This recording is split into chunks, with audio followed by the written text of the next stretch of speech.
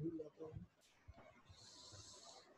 अच्छा जी, तो मैं क्योंकि रिकॉर्डिंग नहीं लगाई थी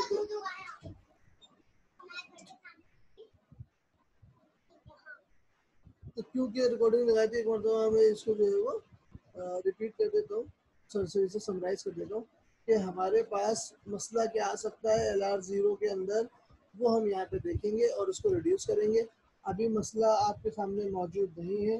मसले की नौयत क्या होगी? मसले की नौयत ये होगी कि जो टर्मिनल्स हैं उन टर्मिनल्स के अंदर आपके पास शिफ्ट और रिड्यूस नज़र आ रहे हैं और हर सेल के अंदर जो है वो एक वैल्यू है और बहुत सारे सेल्स जो है हमारे पास एम्प्टी हैं। ये तो हमारे पास जो है वो विन विन सिचुएशन है, बहुत बेस्ट कंडीशन है। इशू क्या हो सकता है? इशू ये हो सकता है कि आपके पास कॉन्फ्लिक्ट आना शुरू हो जाए। कॉन्फ्लिक्ट आएगा अगर आपके पास, तो किस तरीके से आएगा? कॉन्फ्लिक्ट की कंडीशन के अंदर हमारे पास दो कॉन्फ्लिक्ट हो सकते हैं। एक कॉन्फ्लिक्ट हो सकता है हमारे पास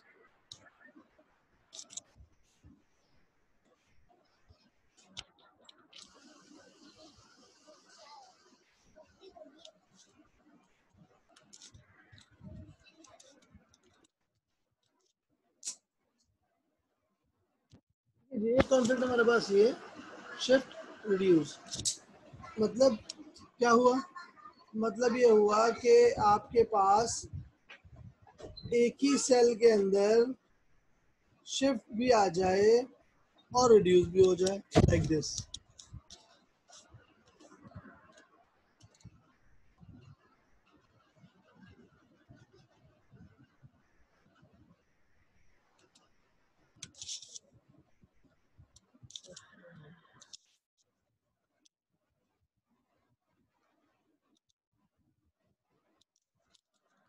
लाइक दिस, ठीक है जी।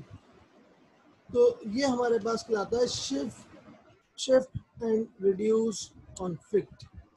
एक ही सेल के अंदर एक से ज़्यादा शिफ्ट और साथ में उसके रिड्यूस भी आ सकता है। ठीक है जी जनाब, एक मसला ये समझ में आ गया आपको। दूसरा मसला सर जी बेटा। सर आप कुछ टाइप कर रहे हैं, हमें नजर नहीं अभी नहीं कर रहा। नहीं आ अभी आपने शिफ्ट और रिड्यूस किया है शायद चेंज, तो वो कुछ चेंज नहीं हो रहा, स्क्रीन वैसे ही है। मैंने रिड्यूस लिखा है, नजर आए? जी सर, ये तो नजर आ रहा है रिड्यूस। रिड्यूस आ रहा, रिड्यूस नजर आए? कर रहा हेलो, यस सर, आ रहा है। आ रहा है, ठीक। अच्छा, तो अब आप आए यहाँ पे रिड्यूस का मतलब क्या हुआ कि आपके पास ये कंडीशन आ सकती है, ये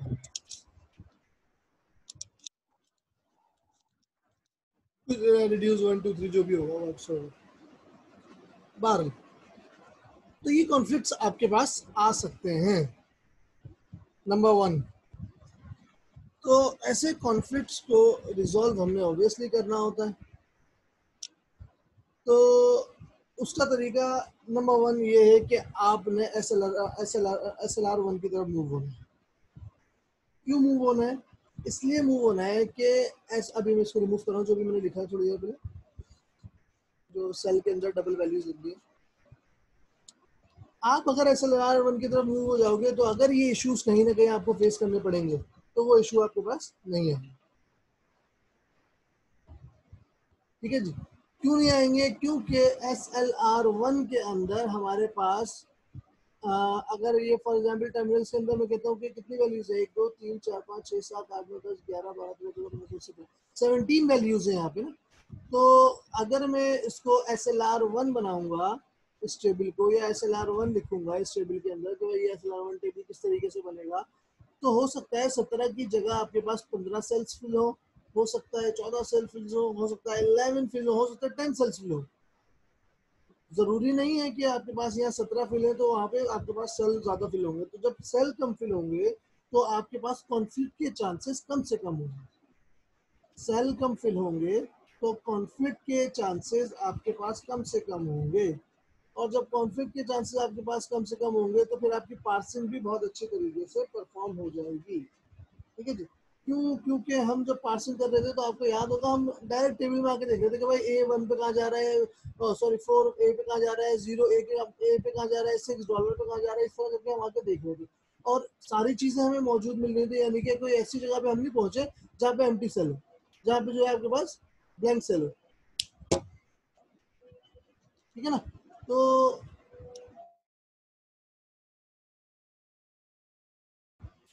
ठीक है जी, तो ऐसी जगह पे हम नहीं पहुंचे जहाँ पे एम्प्टी सेल हो, बल्कि हम उसी पोजीशन के ऊपर पहुंचे जहाँ पे कुछ ना कुछ आपके पास शिफ्ट और रिड्यूस मौजूद था। अब हम जब एसएलआर की वजह से शिफ्ट और रिड्यूस की ये जो कॉन्फ्लिक्ट आ रहे हैं, शिफ्ट रिड्यूस या रिड्यूस रिड्यूस, इस कॉन्फ्लिक्ट की वजह से अगर हम कम करेंगे इनकी वैल्यूज को, जो कि अभी हमने डिस्कस किया है, एसएलआर1 के अंदर वैल्यूज कम हो जाती हैं, तो ऑब्वियसली सिर्फ वो वैल्यूज कम होंगी जिनकी हमें जरूरत नहीं होंगी।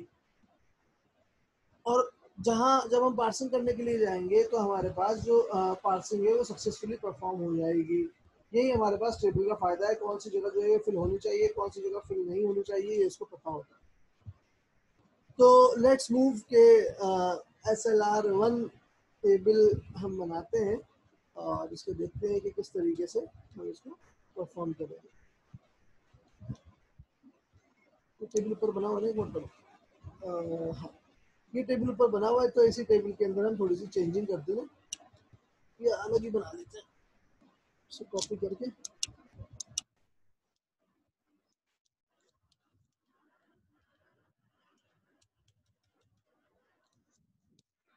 ये हमारे पास आ गया टेबल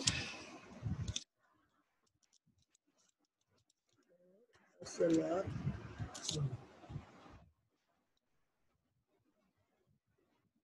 अच्छा जी, अब इम्पोर्टेंट चीज़ यहाँ पे ये है कि SLR1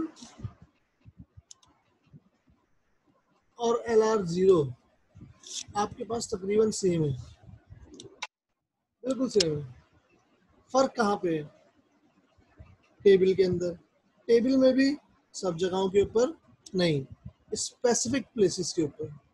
वो स्पेसिफिक प्लेसेस कौन सी हैं वो हम यहाँ पे आके अभी देखते हैं। हमने बोला कि यार ये हमारे पास टेबल था, जो कि टेबल हमारे पास कौन सा वाला है, ये LR0 का टेबल है। और इस LR0 के टेबल के अंदर आपके पास जो है वो सारी वैल्यूज जो है फिल है, लेकिन यहाँ पे अभी कोई कॉन्फ्लिक्ट नहीं आ रहा है। तो ज़रूरी नहीं है कि कॉन्फ्लिक्ट अगर आ रहा होगा तो हम इसको सॉल्व करेंगे या SLR1 बनाएंगे, ऐसा नहीं है। हमने इसको LR0 आपके पास बन गया है, कोई कॉन्फ्लिक्ट नज़र नहीं आ रहा है, लेकिन फिर भी हम उसको SLR1 बनाएंगे। भाई क्यों बनाएंगे उसको SLR1? क्योंकि हमारे पास कॉन्फ्लिक्ट नहीं है, अलबत्ता हमें पता है कि हमारे पास इसकी वजह से हमारे पास इसकी जो सेल्स हैं या जो आपके पास वैल्यूज फिल हुई है ये कम हो सकती हैं, ठीक है ना। तो अब देखते हैं क्या होता है। अब देखो इस SLR1 के अंदर हमने क्या चेंजेस करनी है। SLR1 के अंदर जो चेंजेस होंगी है, जो भी हम टेबल में कर रहे हैं, हम ये बोल रहे हैं कि तीन आपके पास जो चेंजेस होगी हमेशा वो इनमें होगी, स्टेट नंबर 5, 6, 7 में। क्यों स्टेट नंबर 5, 6, 7 में क्यों होगी? क्योंकि स्टेट नंबर 5, 6, 7 आपके पास फाइनल स्टेट्स है, ठीक है ना। कौन कौन सी स्टेट्स है? 4, 6 एंड 7। इन तीनों स्टेट्स के अंदर जो है आपके पास चेंज आएगा। क्यों? क्योंकि ये फाइनल स्टेट्स है। फाइनल स्टेट से मुराद ये कि आपके पास, ये अगर डायग्राम में आपको दिखाऊं, ये डायग्राम, तो ये आपके पास कौन कौन सी बोले मैंने? 5, 6, 7, ठीक है ना। Sorry 4, 6 and 7, 4, 6 and 7। इसके अंदर जो है हमारे पास फर्क आएगा। क्यों? क्योंकि ये हमारे पास क्या है? फाइनल स्टेट्स है। फाइनल स्टेट्स का मतलब ये है कि इनके अंदर जो भी आपके पास नॉन टर्मिनल या टर्मिनल है उसमें डॉट जो है वो एंड में आ जाएगा, और जिसमें डॉट एंड में आ जाता है हम बोलते हैं कि आपके पास फाइनल स्टेट, ठीक है जी। तो हम आते हैं वापस नीचे और देखते हैं कि क्या होगा। कौन सी स्टेट? नंबर 4। अब उसको करने से पहले हम सबसे पहले एक काम ही करते हैं कि हमें ज़रूरत पड़ेगी फर्स्ट ऑफ एस की, फर्स्ट ऑफ स्टेट की। इसी तरीके से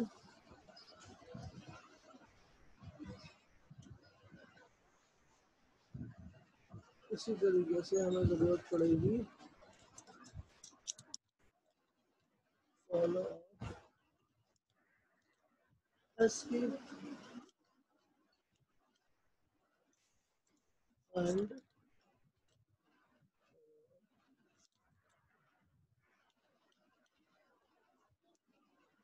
अच्छा जी बताओ भाई फर्स्ट ऑफ एस क्या होगा। ग्रामर क्या है हमारी यार, ग्रामर भी लिखनी पड़ेगी। ग्रामर कहाँ चली गई, इसी को उठाएंगे।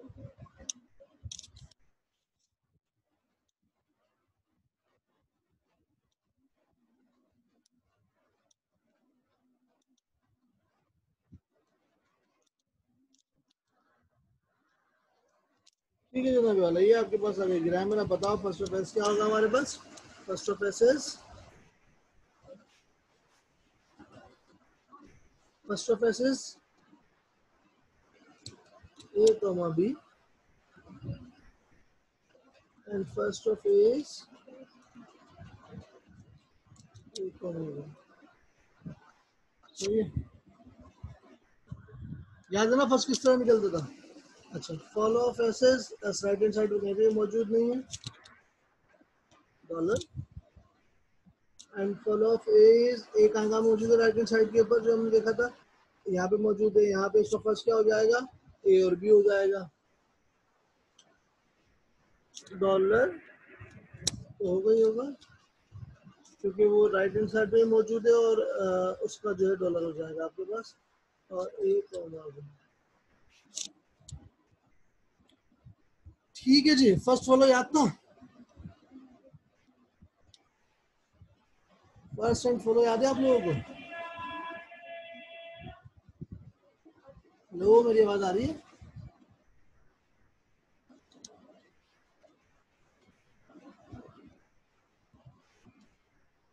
मेरी आवाज आ रही है आप हजरात को। यस सर आ रही है। हाँ बताते रहना, क्योंकि अभी इंटरनेट आज पता नहीं कुछ मसले कर रहा है, तो बीच बीच में जरा बोलते रहो। सर अच्छा लेकिन जी, बहुत स्लो आ रही है आपकी आवाज। वो स्लो आ रही है। जी बहुत स्लो आ रही है। सब क्या हो रहा है, तो तेज बोलना पड़ेगा। चलो मैं थोड़ा तेज बोल लेता हूँ, बीप भी कर लेता सर हूँ। सही आ रही है आवाज। अच्छा जी, बहरहाल अब आ जाते हैं हम यहाँ पे। हाँ कहाँ पे आ गए हम। हमने फर्स्ट और फॉलो निकाल लिया। फर्स्ट ऑफ फॉलो को देखेंगे क्या क्या चीजें होती है फर्स्ट ऑफ फॉलो की, और हम आगे उसके अंदर यूज करते हैं। अब देखो जी, अब हमने आपने क्या करना है, स्टेट नंबर 4 को देख लेते हैं। हमने किस किन स्टेट्स को देखना है, स्टेट नंबर 4 को, स्टेट नंबर 6 को, स्टेट नंबर 7 को। तो ये तीन जो है हमने स्टेट्स को जो है वो देखना है। तो पहला स्टेट जो हमारे पास है स्टेट नंबर 4 है। अब हम चले जाते हैं स्टेट नंबर 4 के ऊपर। चलो भाई, state number 4 in diagram. State number 4 आपको ये नजर आ रही है, ए प्रोड्यूसेस बी डॉट। इसका मतलब ये हुआ कि अब हमने स्टूडेंट नंबर 4 के अगेंस्ट में पहले क्या लिखते थे, LR 0 के अंदर जब करते थे तो हम ये लिखते थे कि भाई आप एक काम ही करो, ये किस कौन सी इक्वेशन है, इक्वेशन नंबर 3 है LR 0 के अंदर जो हम करते थे। और इक्वेशन नंबर 3 है तो हम क्या करते थे, R3 जो भी उसके शिफ्ट और उसके अंदर जो टर्मिनल्स होते थे उसके अंदर लिख दिया करते थे। अब हमने ये काम नहीं करना। क्या करना है फिर, करना ये है कि आप सिंपल सा काम ही करोगे कि जो भी स्टेट है, जो भी स्टेट है उस स्टेट के लेफ्ट हैंड साइड पे जाएंगे, यानी कि टर्मिनल पे जाएंगे और नॉन टर्मिनल पे जाएंगे, और ये देखेंगे कि उस नॉन टर्मिनल के फॉलो के अंदर क्या क्या मौजूद है भाई। देखते हैं फॉलो एलिमेंट्स क्या है। कैपिटल ए के follow elements A B dollar, ठीक है जी। तो ए बी डॉलर आर लिख देंगे, और प्रोडक्शन नंबर 3 हमने यहाँ पे लिख दिया। ठीक है, तो इसका मतलब अभी फिलहाल यहाँ पे कोई चेंजेस नहीं हुए। अगली स्टेट के ऊपर आते हैं, 6 के ऊपर चलते हैं भाई। 6 के ऊपर, 6 कहाँ है, ये देखो डबल ए आपके पास है। तो डबल ए आपके पास जो भी ये प्रोडक्शन थी इसकी हम टर्मिनल के अंदर नॉन टर्मिनल में जाएंगे, ऐसा आ गया। तो कैपिटल एस के जो फॉलो एलिमेंट्स है वहां पे हम आर लिखेंगे। कैपिटल एस के फॉलो एलिमेंट्स क्या है, डॉलर। तो इसका मतलब ये हुआ कि ये दोनों आर हमारे पास नहीं आएंगे, सिर्फ और सिर्फ यहाँ पे आएंगे। ठीक है जी। आते हैं स्टेट नंबर 7 में। स्टेट नंबर 7 में क्या है आपके पास ए, तो ए के जितने भी आपके पास फॉलो हैं, ए के कितने फॉलो हैं, $AB, ठीक है जी, इत्तेफाक से तीनों में ही लिखा हुआ है। ये बन गया आपके पास SLR1, ठीक है जी। अभी यहाँ पे शिफ्ट वाली जो स्टेट्स है उसके अंदर कोई चेंजेस नहीं आई हैं, सिर्फ और सिर्फ जो हमारे पास वही स्टेट जो कि हम जिसको हम फाइनल स्टेट बोल रहे थे उसके अंदर हमने चेंजेस की हैं, ठीक है जी। तो ये आपके पास SLR1 टेबल आपके पास बन गया, और आप देख सकते हैं कि आपके पास 17 यानी कि 17 सेल्स फिल थे, और अब यहाँ पे आपके पास 15 सेल्स रह गए हैं, ठीक है जी।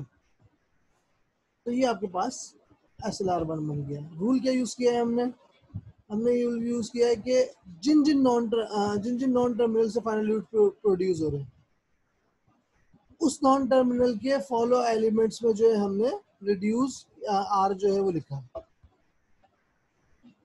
ठीक है जी। और आर के साथ 1 2 3 क्या आएगा वो आपको पता है, तो इक्वेशन नंबर के हिसाब से। ये बात समझ में आ गई यहाँ तक?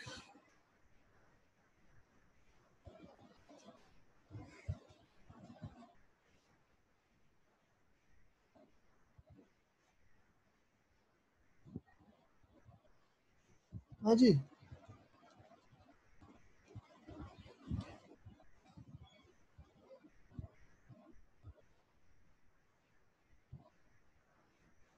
मीटिंग खत्म हो जाए दोबारा से ज्वाइन करके फिर आगे कंटिन्यू करते हैं।